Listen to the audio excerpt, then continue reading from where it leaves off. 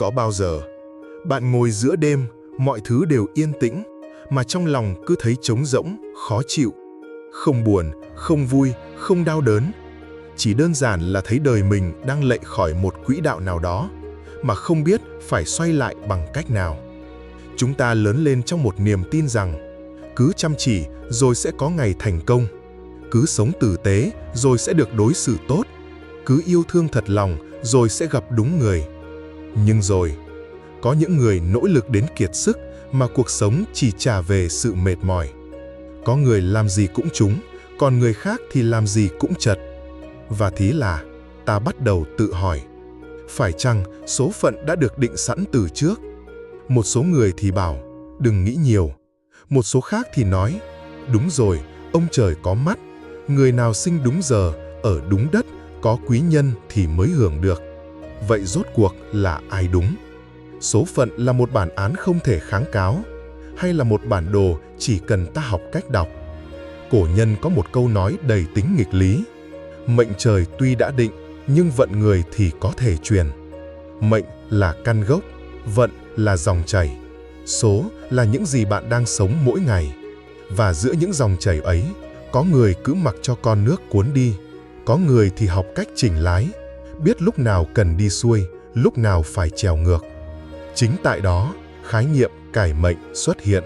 Trong video hôm nay, Như Ý Đường xin mời bạn bước vào một hành trình để tìm hiểu về một trong 3 đại kỹ thuật của phong thủy cổ xưa, gieo căn sinh mệnh, kỹ thuật điều chỉnh gốc mệnh thông qua phong thủy âm trạch và tinh thần đạo gia.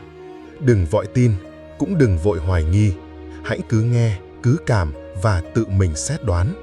Người xưa thường nói, nếu mệnh đã định, thì sao cùng ngày sinh có kẻ làm vua, người làm tội phạm?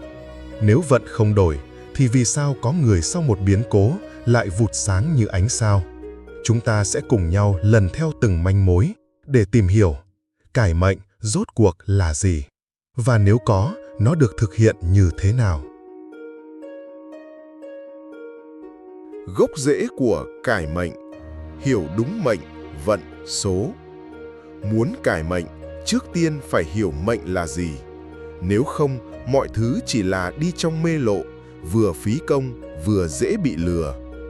Mệnh, vận, số, tam giác định hình cuộc đời. Trong huyền học Đông phương, 3 khái niệm mệnh, vận, số là 3 trụ cột tạo nên bản đồ sinh mệnh của một con người.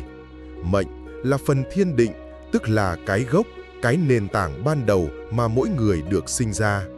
Không phải chỉ là giờ sinh hay mệnh hỏa, thổ, kim, thủy, mộc như người ta hay hiểu cạn. Mệnh là hệ thống bao gồm can chi, ngũ hành bản mệnh, nạp âm, mệnh lý tổ tiên, huyết thống, duyên nghiệp tích lũy từ kiếp trước theo quan niệm đạo và Phật. Nói nôm na, mệnh giống như loại đất ruộng mà bạn đang sở hữu là đất cát, đất phù sa hay đất đá sỏi. Vận là sự luân chuyển, biến động theo thời gian. Nó thay đổi theo chu kỳ lớn, đại vận 10 năm, nhỏ, lưu niên từng năm và thậm chí theo từng tháng. Nó chịu tác động từ vị trí sống, thời cuộc, môi trường, khí hậu, thổ nhưỡng, người bạn kết giao, nơi bạn làm việc. Nghĩa là, dù bạn có sở hữu mảnh đất tốt, nếu thời tiết liên tục khô hạn hoặc sương giá, cây cũng không sống nổi. Số là kết quả hiển lộ ra ngoài đời sống. Bạn có đang khỏe hay ốm? Bạn có tiền không? Bạn đang ở một vị trí nào trong xã hội? Hôn nhân bạn ra sao? Số là thứ mà người ngoài nhìn vào và đánh giá bạn có số sướng hay số khổ. Nhưng nên nhớ, số là kết quả chứ không phải nguyên nhân. Muốn thay số không thể chỉ cầu mà phải điều chỉnh mệnh và vận. Nếu số phận là cố định, thì tại sao có người sinh ra trong nghèo khó lại vươn lên thành đại nghiệp? Nếu mệnh trời bất biến, thì tại sao có người sau khi chuyển nhà, đổi việc bỗng như lột xác? Đó là vì họ chạm được vào tầng vận và có thể đã vô tình cải mệnh mà không hay.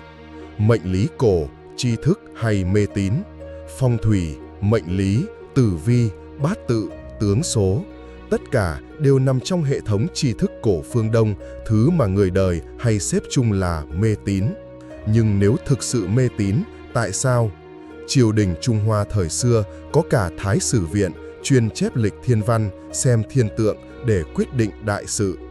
Các vua chúa nước Nam như Gia Long, Minh Mạng đều sử dụng phong thủy để xây thành lũy, định đô, dựng cung điện. Ngay cả giới tài phiệt Hồng Kông, Singapore, Đài Loan ngày nay cũng mời thầy phong thủy trước khi mua đất, xây trụ sở, cưới hỏi. Vì sao vậy? Vì khi hiểu đúng, mệnh lý không còn là tâm linh mù quáng, mà là hệ thống dự báo, điều chỉnh, cân bằng. Giống như thời tiết, bạn không thể điều khiển mưa nắng, nhưng có thể mang dù, thay áo hoặc biết lúc nào nên gieo giống. Vận trình cuộc đời, từ vượng sang suy rồi lại vượng. Người xưa chia đời người thành 10 năm một vận, gọi là đại vận. Có người 20 tuổi bắt đầu phất, có người mãi 40 mới đổi đời. Lại có người số tốt nhưng không biết nắm thời. Ví dụ như người có mệnh kim, thời vận mộc vượng là lúc bị khắc chế nên dễ thất bại. Người mệnh thủy gặp đại vận hỏa, nội tâm dễ mâu thuẫn, công việc như bị thiêu đốt. Biết vận là để giữ mình khi đang hưng và tìm lối xoay khi đang suy, chứ không phải để ngồi đó trách đời. Thiên, địa, nhân hợp nhất, cốt lõi của cải mệnh. Một trong những nguyên lý thâm sâu nhất của phong thủy chính là thiên, địa, nhân hợp nhất. Thiên là trời, thời vận, thời gian. Địa là đất, môi trường sống, lòng mạch, phong thủy. Nhân là bản thân bạn, tâm thức, hành động, thói quen. Cải mệnh chân chính là điều chỉnh đồng thời cả ba yếu tố đó. Đúng thời, thiên, đúng chỗ, địa, đúng cách, nhân. Tóm lại, cải mệnh không phải là xin vũ trụ cho con may mắn, mà là hiểu vận hành của cuộc đời mình và điều chỉnh nó như người thợ khéo nắn đất sét. Và trong số hàng trăm cách cải mệnh, từ thay tên, sửa nhà, đổi hướng, thì có một phương pháp được xem là căn gốc nhất, gieo sinh mệnh căn cơ, tức là điều chỉnh từ nền tảng huyết mạch tổ tiên, nơi kết nối ta với mạch sống vô hình của vũ trụ. Phương pháp ấy là gì? Chúng ta sẽ cùng nhau bước vào phần tiếp theo. Tam đại kỹ thuật cải mệnh, chân dung những cánh cửa bí ẩn. Sau khi đã hiểu rõ, mệnh là nền, vận là dòng chảy và số là kết quả, thì câu hỏi tiếp theo là: muốn thay đổi số nên bắt đầu từ đâu? Phong thủy cổ xưa có hàng trăm phương pháp cải mệnh, từ nhỏ như đổi vị trí bàn làm việc, thay chậu cây, cho đến lớn như dịch chuyển mộ phần tổ tiên, cải tạo địa khí, thậm chí đổi tên. Nhưng tự chung, tất cả đều nằm trong ba nhóm lớn, được hậu thế tôn xưng là tam đại kỹ thuật cải mệnh. Kỹ thuật 1. Gieo sinh mệnh căn cơ. Mục tiêu: điều chỉnh từ gốc rễ bản mệnh liên quan tới huyết thống, âm trạch, trường khí sâu xa. Cơ chế: kích hoạt long mạch, đồng bộ tần số mệnh khí người sống với đất trời thần khí, dẫn truyền khí phúc, hóa giải nghiệp.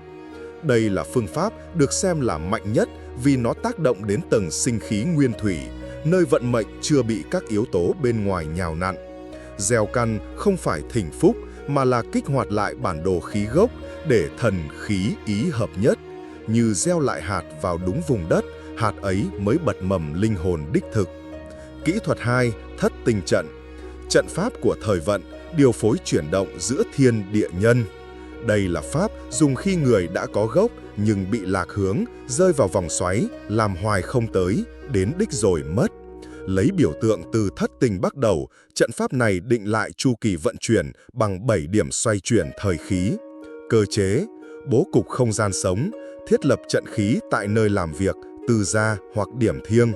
Kích hoạt tại thời điểm giao mùa, chuyển vận.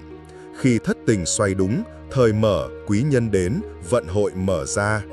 Đây là pháp cho người cần được điều khí vận, không phải vì thiếu tài mà vì sai thời. Kỹ thuật 3. Hoán mệnh cải vận thuật. Chuyển hóa bản thân để thay đổi dòng sống. Nếu gieo căn là đi vào đất, thất tinh là điều thời khí, thì hoán mệnh chính là thay đổi từ bên trong bằng lựa chọn và hành vi mới. Không cần thay mộ, không cần rời nhà, chỉ cần thay cách thở, cách nghĩ, cách sống. Bởi lẽ khí vận không nằm trong đất, mà nằm trong cách ta cộng hưởng với đời. Cơ chế: đổi thói quen sống, khai mở ngày vận, vận khởi 21, 49, 100 ngày. thiết lập lại trục ý thức, thân, tâm, hành, khí. Hoán mệnh là pháp của người đã thức tỉnh, đã chịu nhận trách nhiệm cho cuộc đời mình, không thay gì cả mà thay tất cả.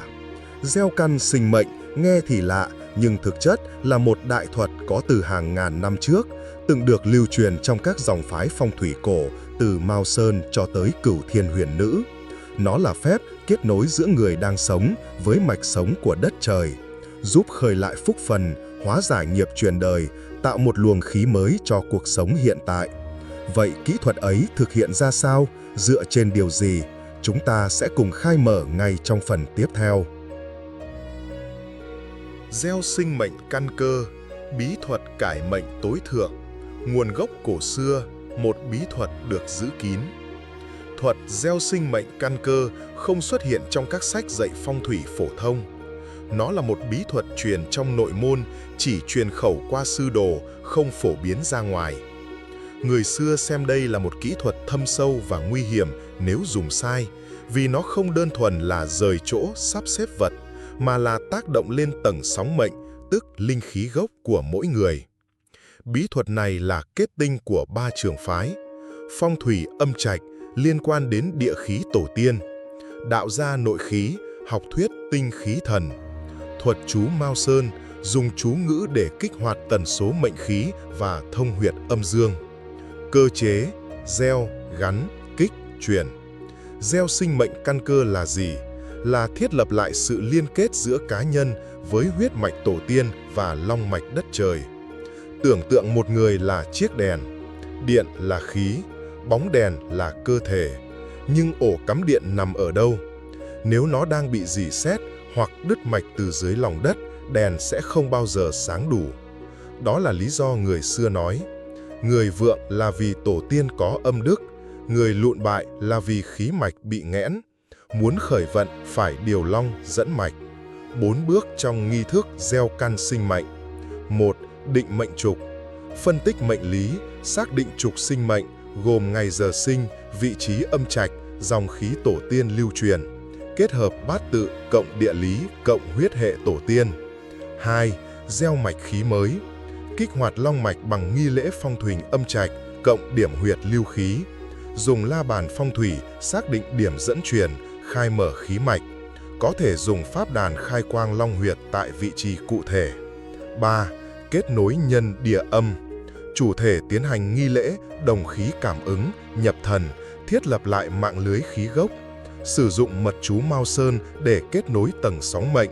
Có thể là nghi lễ ẩn mật, tụng chú hoặc khai căn mệnh đình bằng nội khí đạo gia.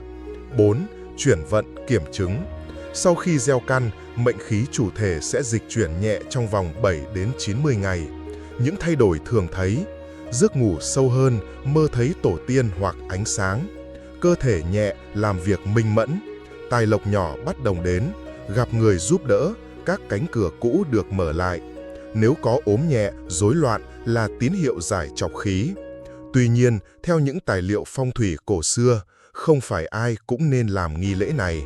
Gieo căn là nghi lễ thấu hiểu, chủ thể phải tự nguyện, tâm trí tỉnh thức. Gieo căn đúng thời, thiên, tại đúng nơi, địa, với đúng người, nhân. Chỉ khi đủ 3 yếu tố, thiên, địa, nhân hợp nhất mới có thể kích mạch thành công. Tôi là người kể chuyện từ Như Ý Đường. Và nếu hôm nay câu chuyện này chạm được vào đâu đó trong bạn, thì có thể mệnh của bạn đang vẫy gọi bạn quay trở lại. Nếu bạn cảm thấy mình đang sống lệch khỏi điều gì đó sâu bên trong, hãy bắt đầu chậm lại, quan sát và đặt câu hỏi. Đăng ký kênh nếu bạn muốn tiếp tục hành trình tìm hiểu về bản mệnh, phong cách sống tỉnh thức và những giá trị thâm sâu trong văn hóa phương Đông. Đừng quên chia sẻ video này đến ai đó bạn nghĩ đang cần một bước ngoặt mới trong đời. Xin chào và hẹn gặp lại!